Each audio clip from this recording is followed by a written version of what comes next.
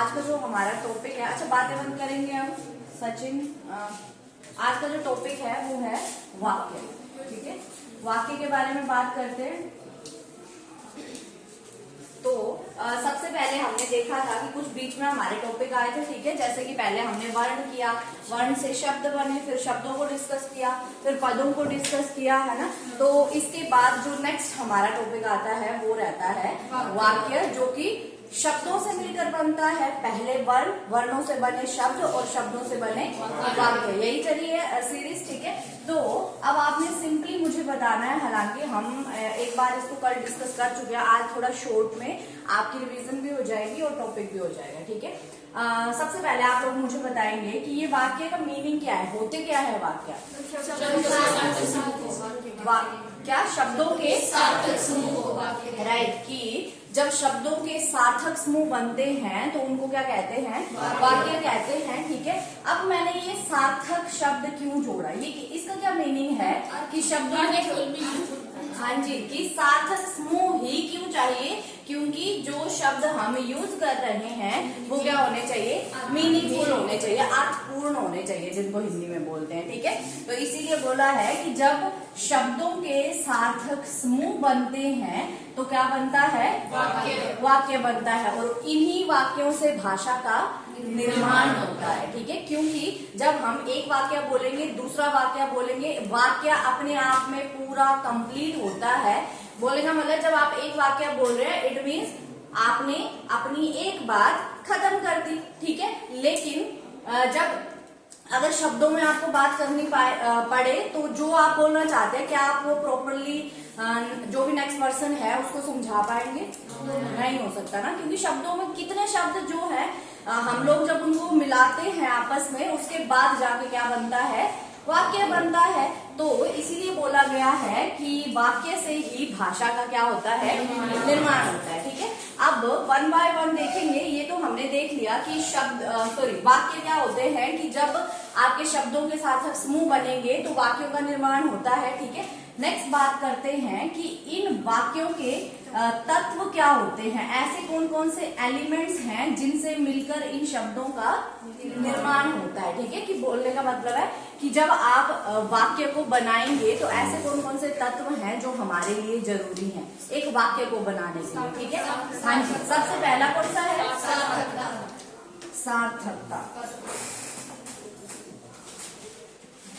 एक बार कर चुके हैं तो मैं पूछती भी चलूंगी, आपसे ही पूछूंगी कि इनके मीनिंग क्या है सिंपली। ठीक है, तो पहला है सार्थकता, दूसरा है पदक्रम।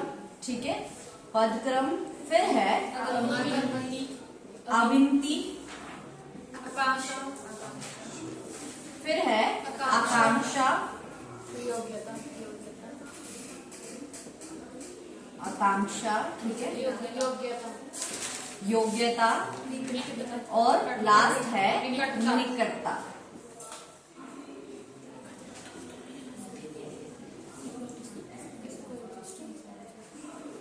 यही थे। ठीक है, बोलने का मतलब है ये हमारे पास वो तत्व हैं जिनको क्या होता है, जब हम एक वाक्य में डालेंगे तभी हमारा एक वाक्य प्रॉपर मीनिंग दे पाता है या फिर एक वाक्य कहलाता है सिंपली। ठीक है, अब देखो कि सार्थकता क्या होता है। अभी मैंने इधर आपको सार्थक का मीनिंग बताया कि हाँ जी, कि जो भी आपने वाक्य बनाया है वो क्या होना चाहिए?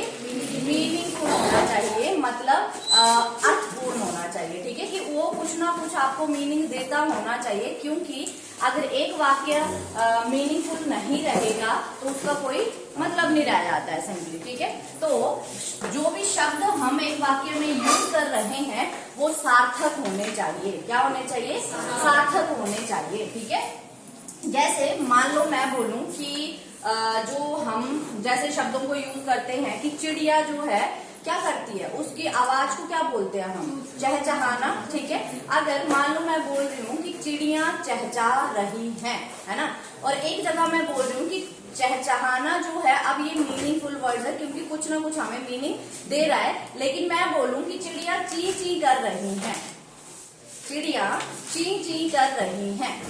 फिर अब ये अगर इंडिपेंडेंटली देखेंगे ना तो ये जो ची ची शब्द है ये सार्थक नहीं है।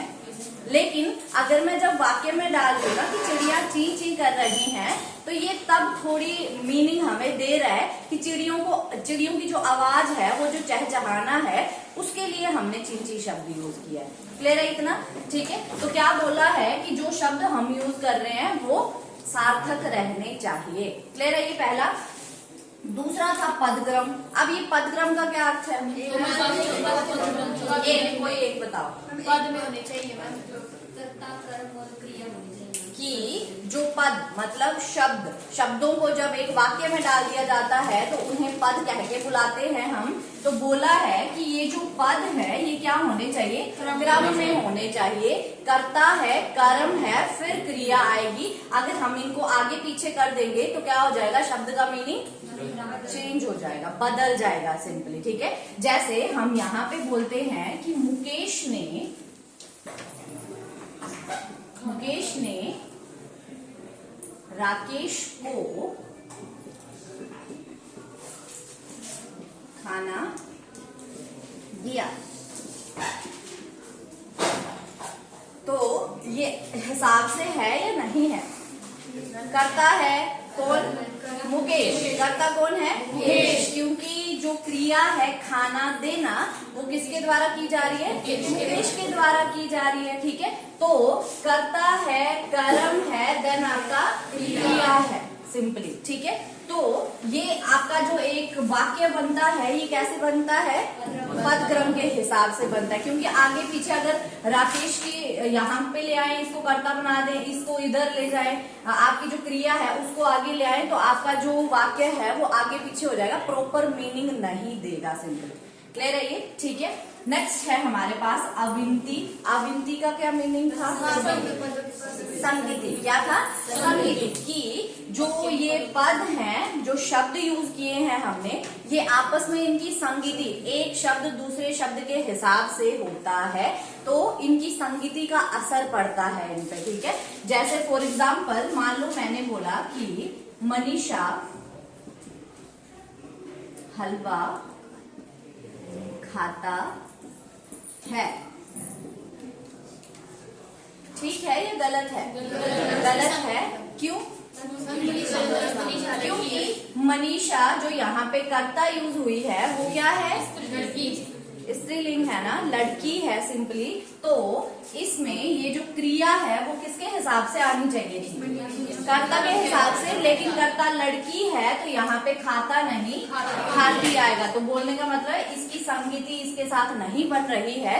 तो जो वाक्य है हमारे वो आपस में क्या होने चाहिए? उनकी संगीति मिलती होनी चाहिए। अगर पुल्लिंग है तो वहां पे भी वही यूज होगा, क्रिया भी पुल्लिंग के अकॉर्डिंग यूज होगी, और अगर स्त्रीलिंग है तो क्रिया भी स्त्रीलिंग के अकॉर्डिंग यूज होगी। ठीक है। देन नेक्स्ट हमने देखा आकांक्षा, कि वाक्य को बनाने के लिए आकांक्षा की जरूरत होती है, मतलब इच्छा, है ना? क्या मीनिंग है इस इच्छा का? कि जो वाक्य हमने बनाया है वो पूरा होना चाहिए। जो रीडर है या जिसको आप वाक्य बोल रहे हैं उसकी कोई भी इच्छा अधूरी नहीं रहनी चाहिए। फॉर एग्जाम्पल जैसे मैंने बोला कि पवित्र नदी है, मैंने क्या बोला? पवित्र नदी है। ये मेरा सेंटेंस है, मैंने अपना सेंटेंस कंप्लीट कर दिया। तो आपके अकॉर्डिंग क्या ये सेंटेंस कंप्लीट है? क्यों? क्योंकि जब हम बोल रहे हैं कि पवित्र नदी है तो सबसे पहला क्वेश्चन मन में आ रहा है कि किस नदी की बात की जा रही है ना? लेकिन अब अगर मैं जो भी नदी का नाम मैंने मेंशन कर दिया कि गंगा पवित्र नदी है, ये मेरा एक सेंटेंस था। अब कोई इच्छा रह गई आपकी, या मन में कुछ ना कुछ चला हुआ है कि क्या, क्यों, कैसे? नहीं, गंगा पवित्र नदी है, बात खत्म। आपको पढ़ के मतलब वो एक सेटिस्फेक्शन है कि एक सेंटेंस कंप्लीट था यहाँ पे। तो जब भी आप सेंटेंस बनाते हैं उसमें क्या होनी चाहिए?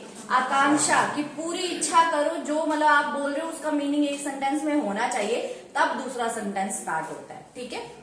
और स्पेशली जब आप पूर्ण विराम लगा देते हैं ये, तो मतलब आपने जो एक सेंटेंस स्टार्ट किया था वो पूरा कर दिया है और फिर दूसरा स्टार्ट किया है। क्लियर है ये? ठीक है। देन नेक्स्ट है हमारे पास योग्यता। योग्यता का क्या मतलब होता है? एबिलिटी। ठीक है। लेकिन वाक्य में क्या जरूरत है? गौरव बताइए। गौतम, सॉरी, हाँ जी। मैम जो वाक्य में शब्द पूछा क्या क्या, जोर से।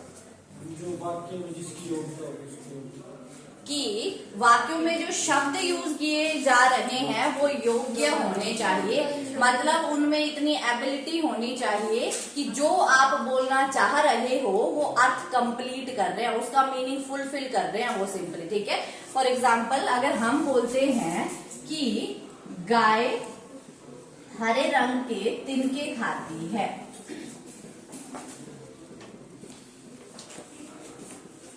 हरे रंग के तिनके खाती है, तो क्या ये आपको सही मीनिंग दे पा रहा है सेंटेंस? नहीं, क्यों? क्योंकि इसमें क्या, जो ये हरे रंग के तिनके है, इतने सारे शब्द यूज करने के बजाय एक ही शब्द आना था, दैट इज घास। तो घास यहाँ पे पूरा जस्टिस कर रही है इस वाक्य के साथ, ना कि हरे रंग के तिनके सिंपली, ठीक है। तो गाय घास खाती है, ये सारे के सारे योग्य शब्द हैं जो इसका मीनिंग दे पा रहे हैं सिंपली, ठीक है। लास्ट है हमारे पास निकटता। इसका मतलब होता है, इजी भी है, समझ रहे हैं कि जो हम ये सेंटेंसेस लिख रहे हैं इनमें निकटता होनी चाहिए, मतलब ये पास पास होने चाहिए। ये नहीं है कि एक यहाँ लिखा, एक इधर जाके लिखा, एक नीचे लिखा, ऐसे सेंटेंस समझ नहीं आता है। सेंटेंस जब एक वाक्य बनता है तो क्या होने चाहिए, प्रॉपर डिस्टेंस में शब्द होने चाहिए। क्लियर है ये, ठीक है। तो ये थे हमारे पास क्या, वाक्य के तत्व। क्लियर है कि इन तत्वों को एक वाक्य में डाला जाता है तभी एक प्रॉपर वाक्य बन के तैयार होता है। क्लियर है ये सभी को? कर दूंगा फिर से।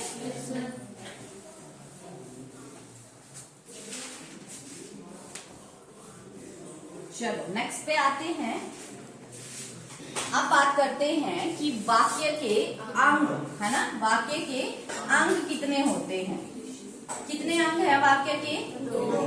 दो। वाक्य के अंग मतलब कि वाक्य जो है उसके पार्ट्स कितने हैं, ठीक है। तो दो पार्ट है वाक्य के, कौन कौन से हैं? हाँ जी, पहला है उद्देश्य, दूसरा विधेय और दूसरा होता है विधेय। पहला है उद्देश्य और दूसरा होता है विधेय। अब ये उद्देश्य क्या होता है कि वाक्य में जिसके बारे में बात की जा रही है, ठीक है, वाक्य में जिसके बारे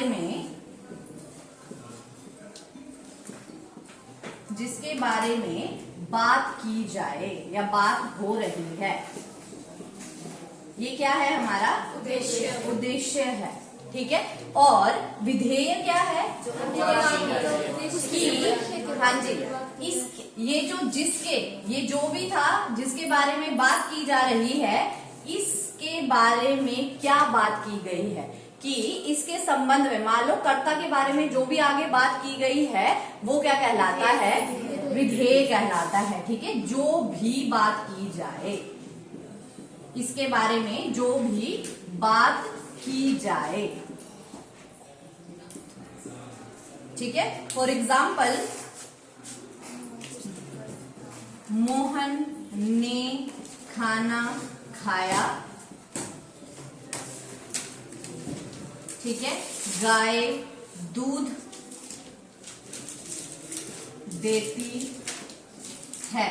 ये दो सेंटेंसेस है हमारे पास। अब ये जो पहला सेंटेंस है हमारा कि मोहन ने खाना खाया, यहाँ पे किसके बारे में बात की जा रही है? मोहन के बारे में बात की जा रही है कि खाना खाया है किसने? मोहन ने। तो मोहन क्या है हमारा? उद्देश्य हो जाएगा। मोहन यहाँ पे हमारा उद्देश्य हो जाएगा। और इसके बारे में क्या बात की गई है कि इसने क्या किया है? खाना खाया। तो जो रेस्ट ऑफ है ये हमारा विधेय हो जाएगा। समझ रहे हो? ठीक है। यहाँ पे किसके बारे में बात की जा रही है? गाय के बारे में, कि गाय दूध देती है। सिंपली गाय के बारे में बात है तो गाय हमारी उद्देश्य है, और जो बाकी बात की गई है उसके बारे में वो हमारा विधेय है। क्लियर है इतना? ठीक है, कि उद्देश्य क्या होता है? जिसके भी बारे में बात की जाए, और विधेय क्या होता है? जो भी बात की जाए। सिंपली क्लियर है इतना कि ये होते हैं वाक्य के अंग। मतलब जब आप वाक्य बनाते हैं, तत्व डाल दिए, ये अंग जरूरी होते हैं, तभी एक वाक्य कंप्लीट बनता है ना।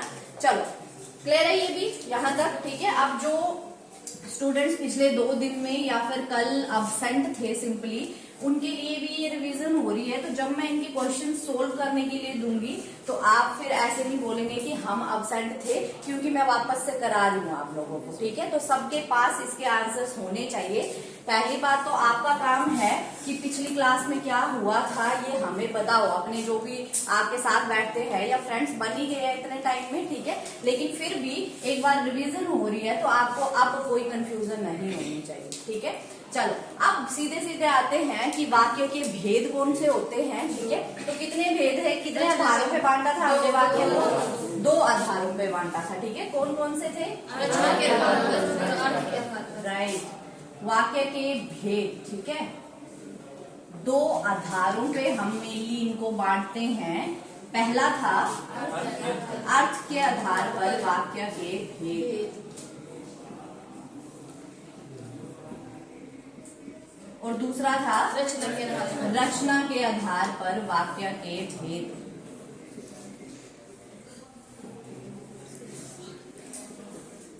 ठीक है, ये किया था।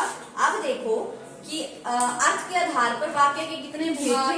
8 भेद है। कितने भेद हैं? अर्थ के आधार पर वाक्य के 8 भेद है, और रचना के आधार पर वाक्य के 3 भेद हैं। राइट, ठीक है, कि अर्थ के आधार पर 8 भेद होते हैं। मतलब एक वाक्य जो सीधा सीधा अर्थ दे रहा है उसके बेसिस पे हमें पहचानना है, और दूसरा कि ये रचना मतलब वाक्य बना कैसे है सिंपली। ठीक है, उसकी बेसिस पे उसको पहचानना है। तो यहाँ आते हैं पहले, जितना ये बोलने में मतलब इजी है उतना ही ये समझने में भी इजी है कि अर्थ के आधार पर सिंपल आपके जो भेद है वही आपको इनकी पहचान बताते जाते हैं। ठीक है, फॉर एग्जाम्पल पहला भेद कौन सा था?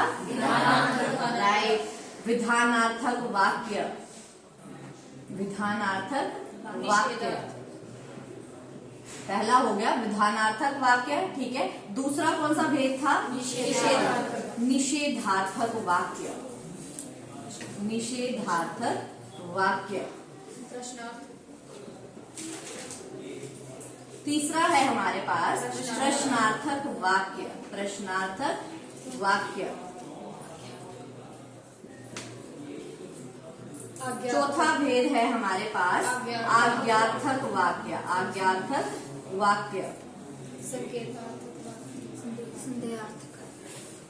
फिर है हमारे पास संदेहार्थक वाक्य।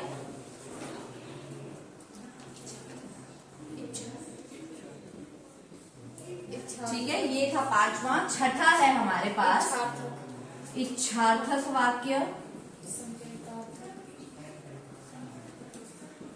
फिर है हमारे पास संकेतार्थक वाक्य।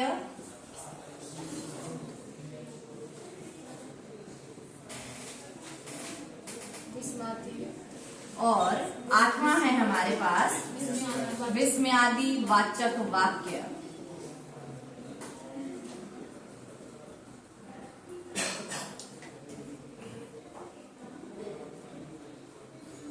हाँ जी, ठीक है, तो ये है हमारे 8 भेद वाक्य के। किसके आधार पे? अर्थ के आधार पे। ठीक है, अब जल्दी से 1 बाय 1 इनको डिस्कस करते हैं। देखो, सबसे पहले यहाँ पे ये जो विधान शब्द का यूज किया गया है, मतलब ऐसे वाक्य जो विधान का अर्थ दे रहे हो। विधान मतलब कोई कार्य, कोई घटना, कुछ ना कुछ हो रहा है सिंपली। ठीक है, तो जिस वाक्य में किसी कार्य के करने का बोध हो रहा है या कोई घटना घटने का बोध हो रहा है, वहां पे कौन सा होता है? विधानार्थक वाक्य होता है। फॉर एग्जाम्पल, अमित दिल्ली जा रहा है, राहुल खाना खा रहा है, अनीता हंस रही है, कुछ भी, मतलब आकाश में बादल छाए हुए हैं। ये सारे सेंटेंसेस हमें क्या शो कर रहे हैं? कुछ ना कुछ हो रहा है ना। कोई क्रिया जो है या कोई कार्य जो है सिंपली नॉर्मल तौर पे किया जा रहा है, तो वो क्या कहलाते हैं? हमारे विधानार्थक वाक्य। कि कोई घटना घट रही है, कोई विधान किया जा रहा है सिंपली। ले रहे वर्तमान के लिए यूज होता है या फ्यूचर या कि कोई कार्य हो रहा है, उसी में आ जाएगी। वर्तमान में ही, कि जैसे अब मान लो मैंने बोला आपको कि अमित खाना खा रहा है, हो रही है वो चीज, ठीक है। नभ में बादल छाए हुए हैं, हो रही है कोई चीज, लेकिन इसका ऐसा वर्तमान या फिर आप बोलो जो मतलब ये टेंस है, उससे कोई ज्यादा रिलेशन यहाँ पे है नहीं, क्योंकि अगर मैं बोलूं कि अमित खाना खा रहा था, तब भी तो कोई खाने की क्रिया दिखाई जा रही थी ना, कि हो रहा था कोई ना कोई कार्य। तो यहाँ पे ऐसा है, तो हालांकि प्रेजेंट में भी आ सकते हैं, वो था है या कर रहे हैं या करेगा, उसकी बात है, लेकिन सेंटेंसेस में यहाँ पे हमें सिर्फ इतना देखना है कि कोई काम हो रहा है, चाहे वो प्रेजेंट में हो, पास्ट में हो, फ्यूचर में हो, ठीक है। तो बात की जानी चाहिए, ठीक है, कि कोई कार्य होगा या हो रहा है सिंपली। तो ये क्या है हमारे विधानार्थक वाक्य। देन नेक्स्ट है हमारे पास निषेधार्थक वाक्य। अब देखो इसका, जैसे कि यहाँ पे बताया जा रहा था कि कोई विधान, कोई कार्य, कोई घटना घट रही है, यहाँ पे निषेध का मतलब है नहीं, कोई चीज नहीं हो रही है सिंपली, ठीक है। तो इसका अपोजिट सिंपली क्या, कि कोई कार्य नहीं होना सिंपली, कि मैं नहीं जा रहा, मैं तुम्हारे साथ नहीं चल रहा, या मैं नहीं खा रहा, मैं नहीं पी रहा, ये सारे सेंटेंस किस में आएंगे, निषेधार्थक वाक्य में, एज जैसे आप नेगेटिव सेंटेंसेस करते हैं। क्लियर है ये, ठीक है, कि यहाँ पे मतलब किसी चीज का निषेध का बोध कराया जाएगा, नहीं करने का बोध किया जाएगा।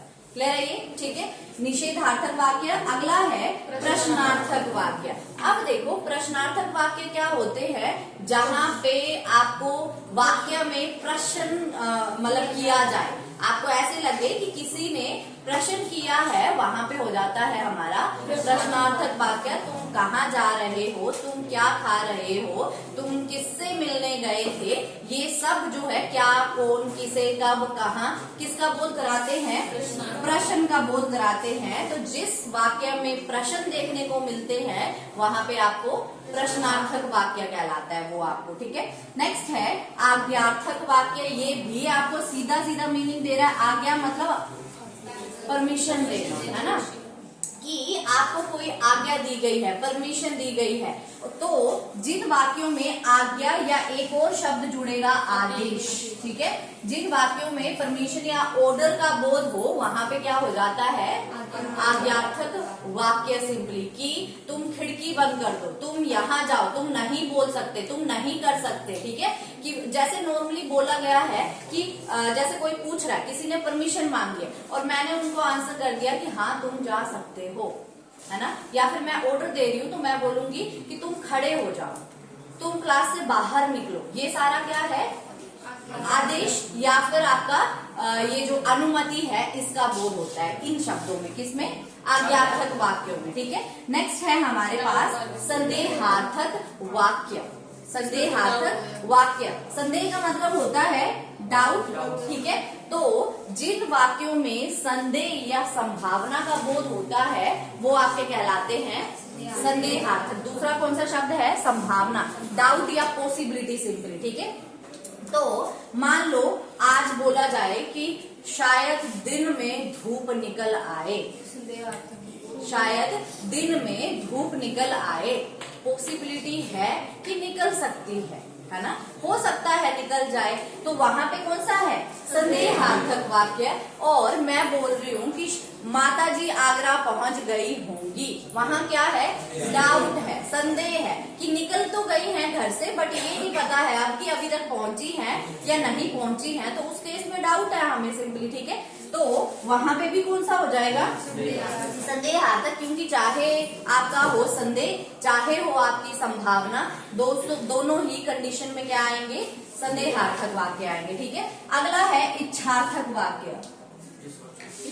जिन वाक्यों में इच्छा या फिर आशा का बोध हो, मतलब आपकी कोई इच्छा है या जो भी आप चाहते हैं, विश है या फिर होप है, वहां पे क्या हो जाता है, इच्छार्थक वाक्य। जैसे हम जब कोई अगर मान लो जा रहा है ट्रैवलिंग के लिए, तो हम उनको विश करते हैं, है ना, कि आपकी जो जर्नी है वो अच्छी रहे या आपकी यात्रा मंगलमय हो, हिंदी में बोलते हैं ये सब, आपकी उम्र लंबी हो, काश ऐसा हो जाए, ये सब क्या है, हमारी इच्छाएं हैं। और जब हम इन इच्छाओं को प्रकट करते हैं तो वो वाक्य कौन से कहलाते हैं?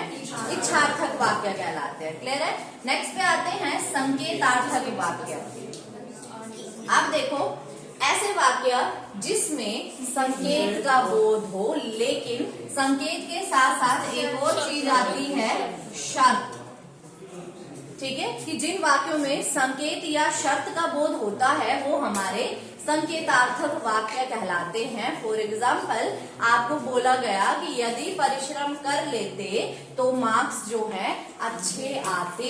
ठीक है, कि यदि आपने परिश्रम किया होता तो आप अच्छे नंबरों से पास होते, वो आपको संकेत दे रहा है कि उस टाइम किया होता ना तो आज अच्छे होते। या फिर अभी जैसे आपको बोला जाता है कि अच्छे से पढ़ाई करो, मन लगा के पढ़ाई करो ताकि अपना टेस्ट क्लियर कर पाओ, मतलब कर लो। तो वो क्या दिया जा रहा है आपको?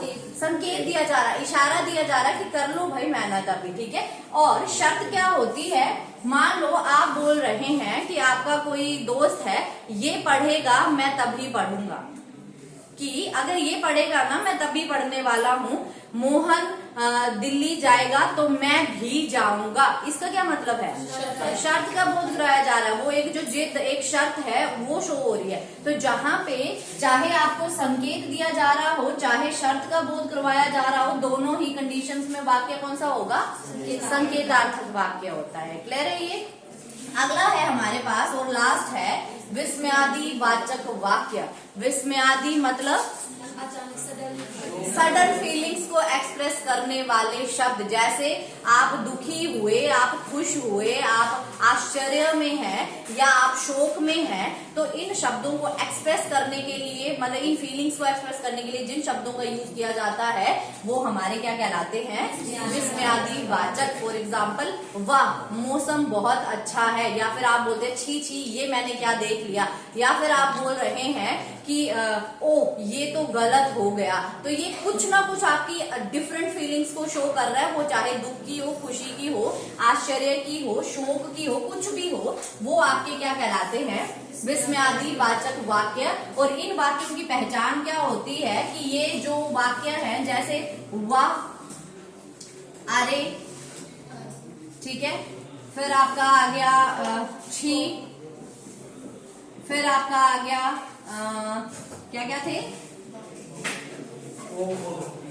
ओ, धिक्कार, ये सारे शब्द क्या थे हमारे? विस्मयादि वाचक वाक्य थे, सॉरी शब्द थे। तो इन शब्दों के आगे हमेशा विस्मयादि चिन्ह लगता है, ये ध्यान रखना है। और फिर रेस्ट ऑफ जो वाक्य है वो हमें देखने को मिलता है। क्लियर है ये? तो ये था हमारा अर्थ के आधार पर वाक्यों के भेद। ठीक है, क्या थे? अर्थ के आधार पर वाक्यों के भेद। अब मैं आपको इनके बेसिस पे कुछ एग्जांपल्स बताती हूँ। आपने मुझे इनमें से छांट के बताने हैं कि वो किसके, मतलब किसका पार्ट है, कौन सा सेंटेंस है वो। ठीक है, अर्थ के आधार पे बताना है आपको।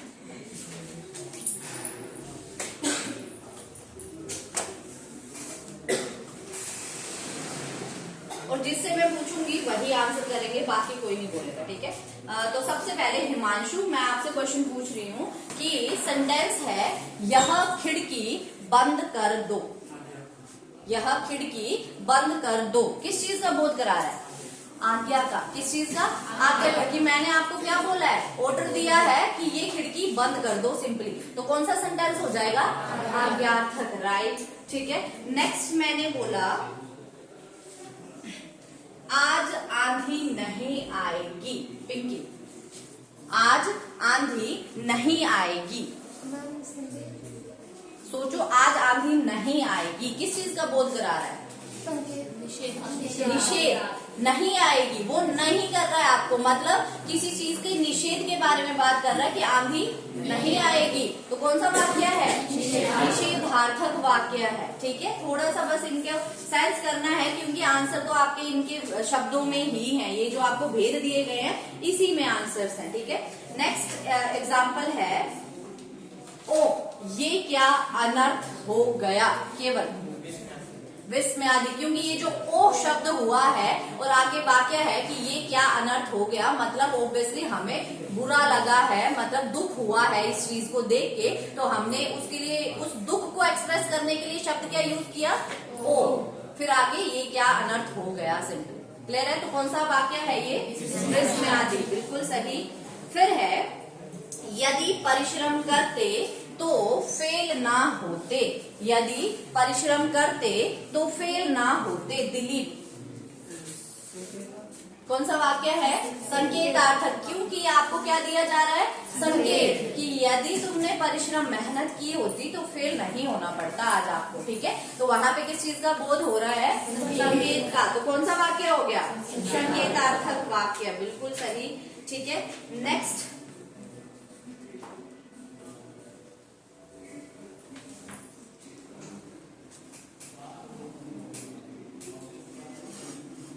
अगला है कई दिन से धूप नहीं निकली है, कई दिन से धूप नहीं निकली है, इसका क्या होगा, कौन सा वाक्य है इसमें, निषेधार्थक, क्योंकि क्या बोला जा रहा है, धूप के नहीं निकलने का बोध कराया जा रहा है, तो कौन सा वाक्य है, निषेधार्थक वाक्य, बिल्कुल सही, ठीक है। क्या तुम्हें सुनाई नहीं देता, क्या तुम्हें सुनाई नहीं देता, पक्का, हर एक, हाँ जी, यही, इसीलिए मैंने पूछा कि हर एक नहीं वाला वाक्य जरूरी नहीं कि निषेधार्थक है, वाक्य क्या कहना चाह रहा है उसको समझो। यहाँ बोला है कि क्या तुम्हें सुनाई नहीं देता, तो ऑब्वियसली क्या शब्द यूज हुआ है, मतलब वो आपसे प्रश्न पूछ रहा है, ठीक है। यहाँ पे किसी चीज के निषेध की बात नहीं की जा रही है, ये बोला जा रहा है कि क्या तुम्हें सुनाई नहीं दे रहा है, तो वो क्या है, हमारा क्वेश्चन पूछ रहा है वो, सिंपली। तो क्या कौन सा वाक्य हो जाएगा, प्रश्नार्थक वाक्य, ठीक है, जो इंटरोगेटिव सेंटेंसेस होते हैं। नेक्स्ट है हमारे पास, आप अपना काम करो, आप अपना काम करो, आज्ञार्थक है, क्योंकि अगर मैं आपको बोलूं कि आप अपना काम करो, तो मैंने क्या दिया है, आज्ञा दी है कि काम करो चुपचाप अपना बैठ के, ठीक है। तो उसको क्या बोलते हैं, वो कौन सा सेंटेंस हो गया, आज्ञार्थक। तो समझ आ गया, सिंपली सिर्फ एक सेंस का काम है कि आप समझ क्या रहे हैं। ये जो वाक्य जो आपको एग्जाम्पल दिया गया है वो क्या बोलना चाह रहा है, वो आपको कि कोई कार्य नॉर्मली होता दिखाई दे रहा है, या निषेध बता रहा है, या प्रश्न पूछ रहा है, आज्ञा दे रहा है, संदेह बता रहा है, इच्छा बता रहा है, संकेत बता रहा है, या फिर विस्मयादि है। ये विस्मयादि तो बिल्कुल अलग ही होंगे, ये पता चल ही जाते हैं, वाह, अरे, ये वो, और विस्मयादि चिन्ह उनके साथ लगा होता है, ठीक है। ये क्लियर है यहाँ तक, ठीक है। अब अपने मेन टॉपिक पे आते हैं, ये हमारा हो गया कंप्लीट। नेक्स्ट है रचना के आधार पर वाक्य के बीच, कौन सा है, रचना के आधार, कितने हैं, तीन। कौन कौन से हैं, सरल या साधारण वाक्य,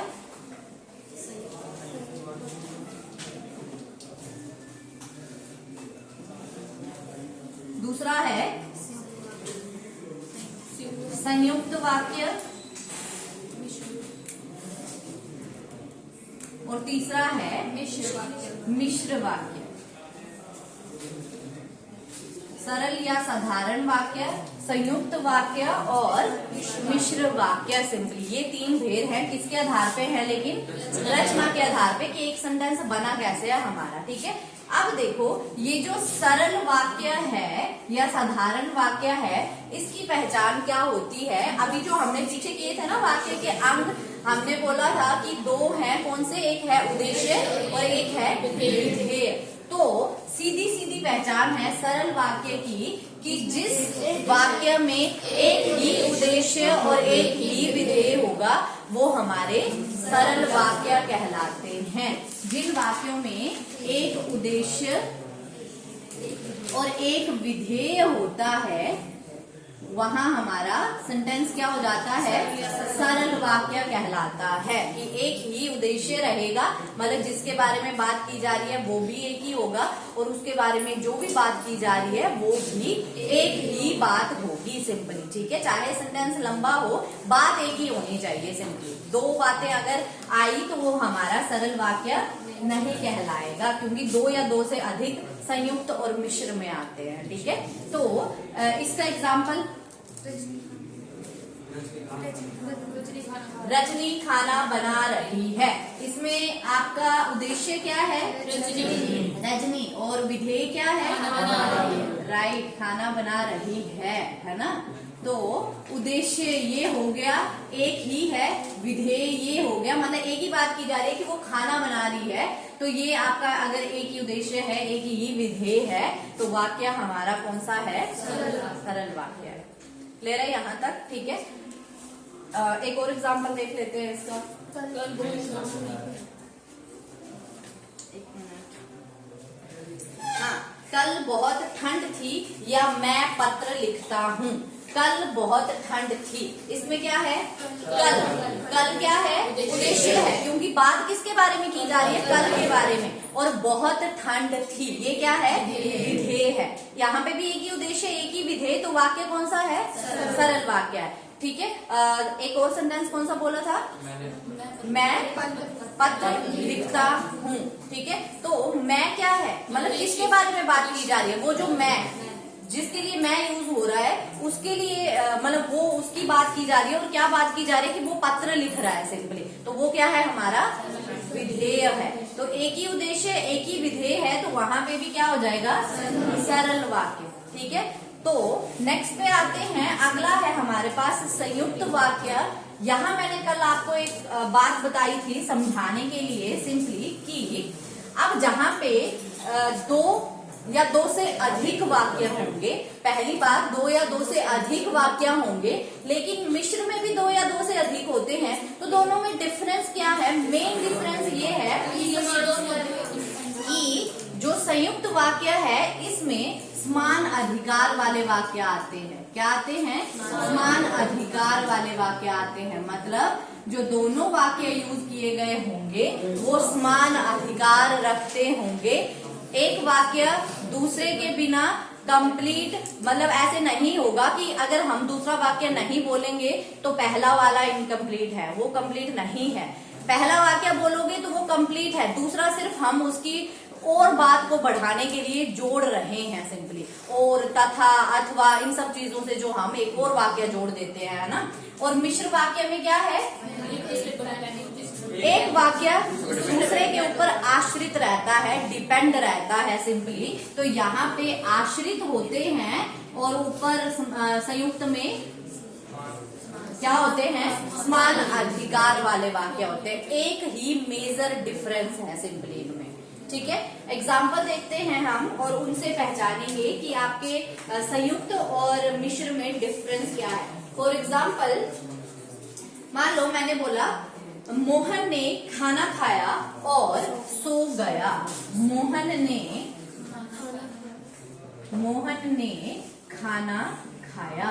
अभी मैंने सिर्फ एक वाक्य लिया गया है या एक उपवाक्य है, उसी को बोला है। ठीक है, कि मोहन ने खाना खाया। अगर मैं इतना ही बोलूंगी तो आप लोगों को क्या लग रहा है कि सेंटेंस कंप्लीट है या अधूरा है? या कंप्लीट है, क्योंकि जब मैं बोल रही हूँ कि मोहन ने खाना खाया तो बात खत्म ना। एक ये आपका सरल वाक्य कंप्लीट है यहाँ, क्योंकि उद्देश्य भी है और विधेय भी है ना। अब दूसरा जो मैं चीज जोड़ रही हूँ वो सिर्फ इस बात को बढ़ाने के लिए जोड़ रही हूँ, ना कि इसको पूरा करने के लिए, या ये अधूरा था तो पूरा करना है। ठीक है। और सो गया, ये मेरी दूसरी बात है अब। ठीक है, कि और सो गया। क्लियर है ये?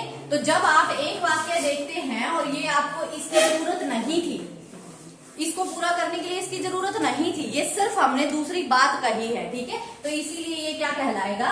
संयुक्त, क्योंकि ये पहला वाला उपवाक्य भी कंप्लीट है और दूसरा वाला उपवाक्य भी कंप्लीट है। इन्हें एक दूसरे की जरूरत नहीं थी, ये सिर्फ हमने बात बढ़ाने के लिए दूसरा शब्द जो है जोड़ा है, संयुक्त किया है, सिंपली जोड़ा है इन दोनों को। ठीक है, तो ये कहलाते हैं क्या?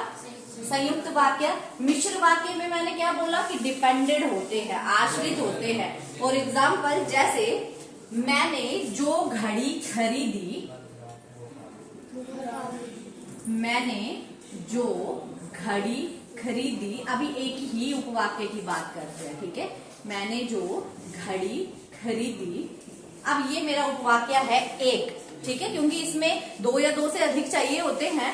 तो ये वाला सेंटेंस जो था, इसमें मैंने जब एक वाक्य बोला था, उपवाक्य सॉरी, तो वो कंप्लीट था कि मोहन ने खाना खाया।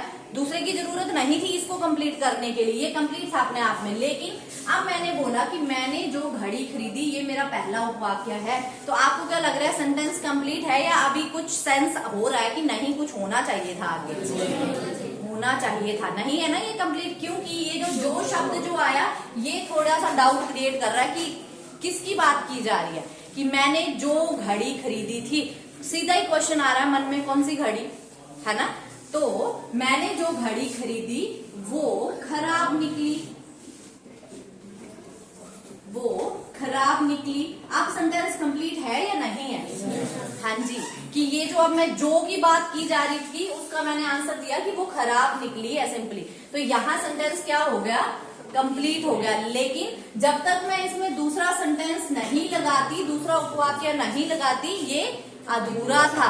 तो जहां पे एक वाक्य दूसरे के बिना अधूरा हो, वहां पे है मिश्र वाक्य, और जहां पे दोनों समान अधिकार वाले वाक्य है, वहां होता है संयुक्त वाक्य। क्लियर है यहाँ पे? ठीक है, कोई कंफ्यूजन हो इन तीनों में से किसी में? आपके लिए तो ये दूसरी बार रिवीजन हो रहा है ना? कल भी किया था और आज क्विक रिवीजन इसकी। ठीक है, अब मैं आपको एग्जांपल देती हूँ, आपने इनको मुझे सोल्व करके बताना है। ठीक है,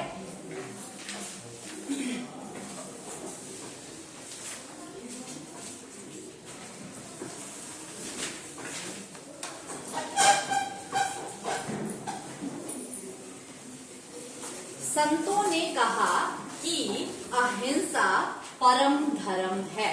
संतों ने कहा कि अहिंसा परम धर्म है। जल्दी से कि क्यों मिश्र क्यों है ये? यहाँ बोला जा रहा है कि संतों ने कहा, है ना? पहला वाक्य ये है, कुछ तो कहा होगा, वो जब बोला जा रहा है कि संतों ने कहा तो कुछ तो होगा वो। ठीक है, आगे क्या है कि, और ये कि जो है ये हमेशा बात बताने के लिए यूज किया जाता है ना? तो ये भी आपको शो कर रहा है कि क्या था, संतों ने कहा कि अहिंसा परम धर्म है। अब कंप्लीट है कि इसने क्या कहा था वो हमें पता चल गया।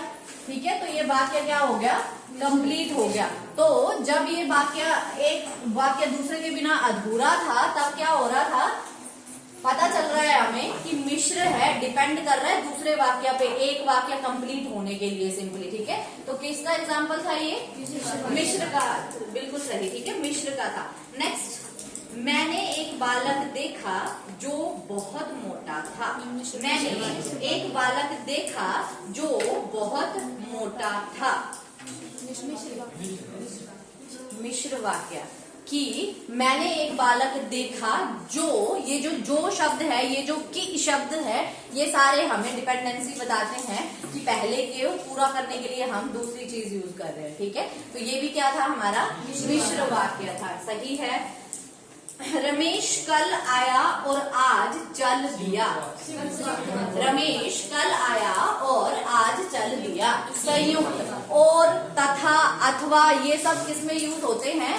संयुक्त में। दो समान अधिकार वाले वाक्यों को दिखाने के लिए यूज किए जाते हैं। क्लियर है ये?